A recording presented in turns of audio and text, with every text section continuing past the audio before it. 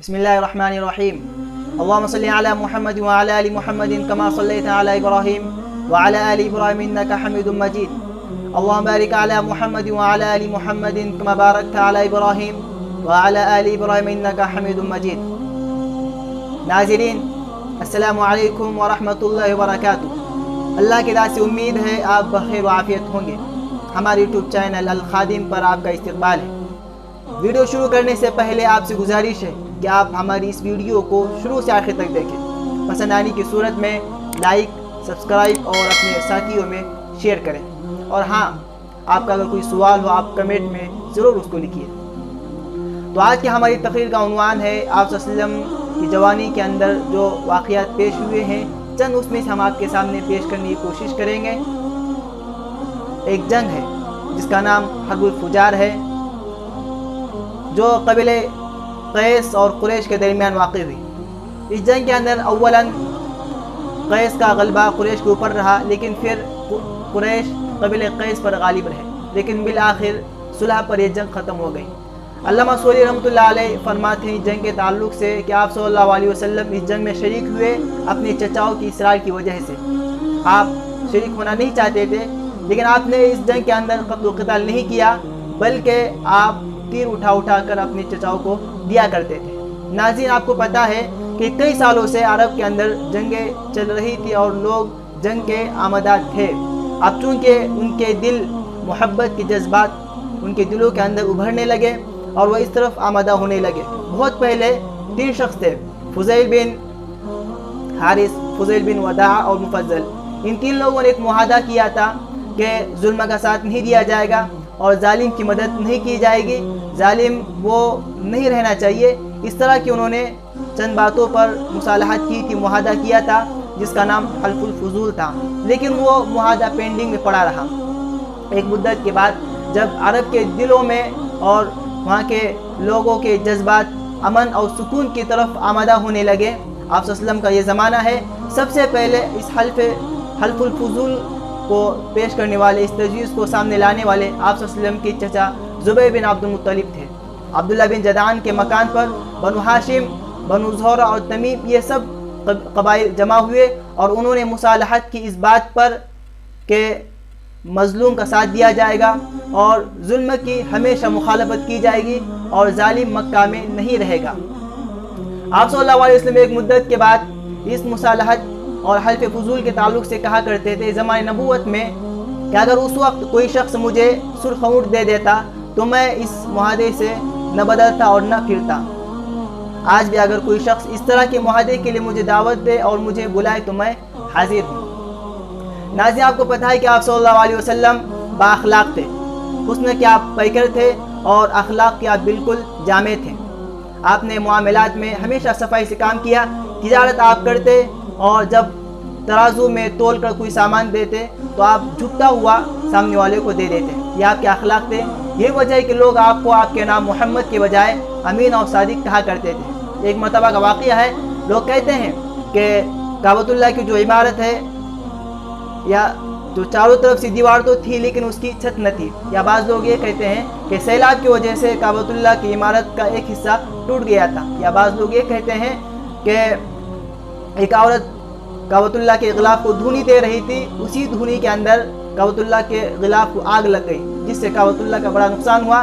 तो अब कुरैश ने यह तय किया कि काबतुल्लाह की असर नौ तामीर करनी है और उन्होंने एक मशवरा किया जिसमें उन्होंने ये बात तय की कि इस काबतुल्लाह की तामीर में सिर्फ हलाल कमाई लगाई जाए, हराम जुआ और सट्टा इस तरह के जो पैसे हैं वो काबतुल्लाह की तामीर के अंदर नहीं लिए जाएंगे। और इत्तेफाकन एक वाक़या इस तरह का पेश आता है कि जो काबतुल्लाह के तामीर के लिए मददगार साबित होता है, यानी जद्दा के साहिल से लकड़ियों की लदी हुई एक कश्ती टकरा जाती है तो कुरैश को अच्छा मौका मिल जाता है और ये उस कश्ती को ख़रीद कर ले आते हैं। और उस कश्ती के अंदर एक मेमार होता है जो अच्छी तरह से काम करने वाला होता है, उसको भी वो काम के लिए आमादा करके ले आते हैं। अब यहाँ आने के बाद इख्तिलाफ इस बात पर होता है कि हम काबतुल्लाह की तामीर करेंगे, क्यों? इसलिए कि ज़्यादा हक़ हमारा है, क्योंकि मक्कतुल मुकर्रमा के अंदर मुख्तलिफ कबाइल के लोग मौजूद थे और सब बाइज़्ज़त माने जाते थे। इसलिए हर कबीला ये चाहता था कि काबतुल्लाह के तामीर में मेरा हिस्सा हो, بڑھ چڑھ کر میں حصہ لوں اور اس کا شرف مجھے حاصل ہو۔ اس میں اختلاف ہوا۔ اسی اختلاف کو ختم کیا ولید بن مغیرہ نے اس رائے پر اور اس مشورے پر کہ سب کے ذمے اس نے کعبۃ اللہ کی دیواریں لگائی، یعنی کہ دیوار کا کچھ حصہ بعض قبیلے والے اس کو تعمیر کریں گے اور دیوار کے کچھ حصوں کو بعض قبیلے والے اس کو تعمیر کریں گے۔ یوں یہ اختلاف ختم ہو گیا، چونکہ کعبۃ اللہ کی جو دیواریں تھی وہ کئی لوگوں کے حصے میں آ سکتی تھی، تو وہاں اختلاف ختم ہونا ایک اس صورت کو مانا جا سکتا تھا۔ لیکن حجر اسود کے اندر بھی اختلاف ہوا۔ حجر اسود آپ دیکھیں گے کعبۃ اللہ کی جو 4 دیواریں ہیں، ایک طرف جو اس طرح کا کالا نشان بنا ہوا ہے، گول دائرہ بنا ہوا ہے، اس کے اندر ایک پتھر رکھا ہوا ہے جس کا نام حجر اسود ہے۔ اب اس حجر اسود کو اس کے مقام پہ رکھنا ہے، تو اب اختلاف ہوا۔ ہر قبیلہ یہ چاہنے لگا کہ حجر اسود کو اس کے مقام پر ہم رکھیں گے، اس پر بھی اختلاف ہوا، حتیٰ کہ قتل و قتال تک بات پہنچ گئی۔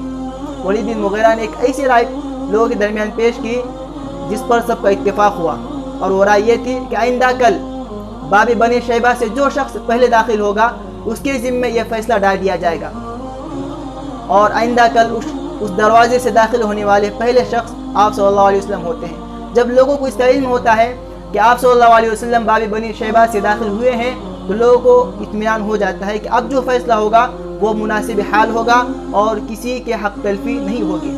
آپ صلی اللہ علیہ وسلم نے ایک چادر منگائی، اور چادر منگا کر اپنے مبارک ہاتھوں سے حجر اسود کو اس چادر پہ رکھا، اور تمام قبائل کے ایک ایک شخص سے کہا کہ آپ اس چادر کو اٹھاؤ۔ چادر کو اٹھانے کے بعد جب وہ چادر حجر اسود کے مقام پہ پہنچ جاتی ہے، تو پھر آپ صلی اللہ علیہ وسلم اپنے ہاتھ سے حجر اسود کو اس کے مقام پہ رکھ دیتے ہیں۔ یوں یہ جھگڑا ختم ہو گیا، اور آپ صلی اللہ علیہ وسلم کے حسن تدبیر سے جو بہت بڑی لڑائی چھڑنے والی تھی وہ ہمیشہ کے لیے مٹ گئی اور ختم ہو گئی۔ ایک بہت اہم واقعہ ایک وعدہ وفائی اور وعدے کو پورا کرنے کے تعلق سے ہے کہ 17 سال کی عمر میں آپ صلی اللہ علیہ وسلم نے اپنے چچا ابو طالب کی اجازت سے تجارت شروع کی۔ آپ کے ساتھ میں عبداللہ بن ابی الحمصہ اور قیس بن صائب شریک تھے۔ عبداللہ بن ابی الحمصہ کا واقعہ وہ یوں بیان کرتے ہیں کہ ایک مرتبہ کا واقعہ ہے کہ میں نے آپ صلی اللہ علیہ وسلم کو کچھ رقم دینی تھی اور ایک جگہ اس کی متعین تھی۔ میں گھر چلا گیا، گھر جانے کے بعد وہ بات میرے ذہن سے نکل گئی، یعنی میں نے آپ صلی اللہ علیہ وسلم کو جا کر رقم دینا ہے، میرے ذہن سے وہ بات نکل گئی۔ تیسرے روز جب یہ بات میرے ذہن میں آ جاتی ہے کہ میں نے آپ صلی اللہ علیہ وسلم سے اس طرح سے کہا تھا، تو فوراً میں حیران اور پریشان ہو کر اس مقام پہ پہنچتا ہوں جس مقام پہ پہنچنے کا میں نے وعدہ کیا تھا۔ اس مقام پہ پہنچنے کے بعد میں آپ صلی اللہ علیہ وسلم کو اسی مقام پر کھڑا ہوا پاتا ہوں اور موجود پاتا ہوں، تو میں حیران اور پریشان ہو جاتا ہوں۔ لیکن میرے وہاں پر آنے کے بعد آپ صلی اللہ علیہ وسلم نے مجھ پر ناراضگی کا اظہار کیا، نہ آپ مجھ پر غصہ ہوئے۔ آپ نے صرف ایک بات کہی، اور آپ کی بات یہ تھی کہ آپ نے مجھے تکلیف دی حالانکہ میں کب سے تمہارا انتظار کر رہا ہوں۔ تو ناظرین، خلاصۃ عرض یوں ہے کہ آپ صلی اللہ علیہ وسلم کے زمانے میں ایک جنگ واقع ہوئی جس کا نام حرب الفجار ہے۔ آپ اس میں شریک ہونا نہیں چاہتے تھے، لیکن اپنے چچاؤں کا اصرار تھا، آپ کو اس میں شریک ہونا پڑا۔ لیکن آپ نے اس میں نہ قتل و قتال کیا، بلکہ آپ تیر اٹھا کر اپنے چچاؤں کو دیا کرتے تھے۔ آپ صلی اللہ علیہ وسلم بااخلاق انسان مانے جاتے تھے، اور نبوت سے پہلے آپ کو لوگ آپ کے نام محمد کے بجائے امین اور صادق کے نام سے پکارا کرتے تھے۔ وعدہ وفائی کے تعلق سے ایک اہم واقعہ مشہور ہے جو عبداللہ بن ابی الحمصہ اور آپ صلی اللہ علیہ وسلم کے درمیان واقع ہوا۔ 3 روز تک آپ صلی اللہ علیہ وسلم ایک ہی مقام پر کھڑے رہے، لیکن تیسرے روز اگر عام اعتبار سے عام شخص ہوتا تو وہ کتنا غصہ ہوتا اس شخص پر کہ اس نے یہ کہا کہ میں ابھی آ کر آپ کو رقم دے دوں گا، لیکن وہ چلا گیا اور 3 روز تک وہ نہ آئے، تو یہ شخص کتنا غصہ ہوتا ہے۔ لیکن آپ صلی اللہ علیہ وسلم کے بااخلاق تھے اور وہ حسن کردار کے ایک پیکر تھے، اس لیے لیکن آپ صلی اللہ علیہ وسلم نے عبداللہ بن ابی الحمصہ سے کچھ نہیں کہا۔ آپ ان پر نہ غصہ ہوئے اور نہ ناراض ہوئے۔ آپ نے صرف ایک بات کہی کہ آپ نے مجھے تکلیف دی حالانکہ میں کب سے تمہارا انتظار کر رہا ہوں۔ تو ناظرین، آج کے لیے بس اتنا ہی۔ آئندہ کل کے ایک ویڈیو کا آپ ہمارا انتظار کریں، ایک نئی موضوع کے ساتھ ہم آپ کے سامنے حاضر ہوں گے۔ السلام علیکم ورحمۃ اللہ وبرکاتہ۔